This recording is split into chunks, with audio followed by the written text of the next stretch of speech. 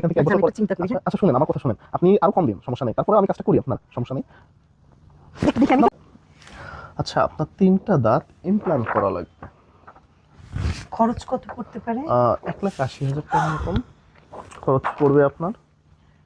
এই টাকায় একটা আইফোনের সমান দাম?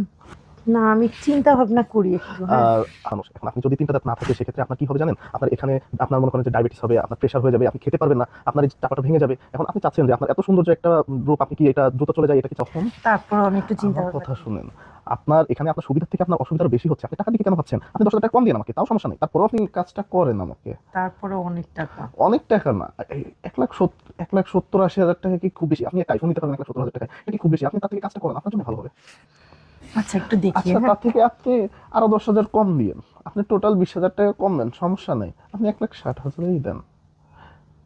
আপনি আমি তারপর একটু চিন্তা ভাবনা আমার করি। আচ্ছা সমস্যা নেই, আপনি চিন্তা ভাবনা করেন, কোনো সমস্যা নাই, এখন বলে আমি এখনই কাজ শুরু করে দিব, কোনো সমস্যা নাই। তারপর আপনি একটা জিনিস ভাবেন, এত সুন্দর একটা মানুষ আপনি, আপনার 3টা দাঁত নাই, এখন আপনি খেতে পারছেন না, আপনার আপনার আচ্ছা, আমি চিন্তা ভাবনা না, করি একটু। চিন্তা ভাবনা করেন, আপনি এখানে বসে চিন্তা ভাবনা করেন, করে আমাকে জানান এখনই, যাতে আমি কাজটা স্টার্ট করতে পারি।